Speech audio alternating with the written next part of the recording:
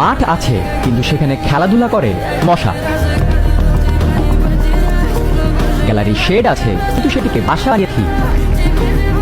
চারিদিকে শুধু পানি আর পানি, সঙ্গে কলকারখানার বিষাক্ত কেমিক্যাল। এ কি হাল দেশের পঞ্চম আন্তর্জাতিক ক্রিকেট ভেন্যু খান সাহেব ওসমান আলী স্টেডিয়ামের। কে বলবে নারায়ণগঞ্জের ফতুল্লায় অবস্থিত এই স্টেডিয়ামেই দেশের মাটিতে অস্ট্রেলিয়ার বিপক্ষে প্রথমবারের মতো টেস্ট ম্যাচ খেলেছে টাইগাররা। 2000 সালের 10 সেপ্টেম্বর স্টেডিয়ামটি উদ্বোধন করেন প্রধানমন্ত্রী শেখ হাসিনা। আন্তর্জাতিক ভেন্যু হিসেবে 2006-এ আইসিসি থেকে স্বীকৃতি পাওয়ার পর 2016 সালে সর্বশেষ এই ভেন্যুতে অনুষ্ঠিত হয় কোনো আন্তর্জাতিক ম্যাচ।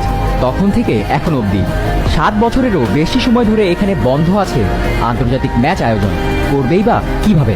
শুধুমাত্র আউটফিল্ডটুকু ছাড়া সবই যেন এক ভাগাড়।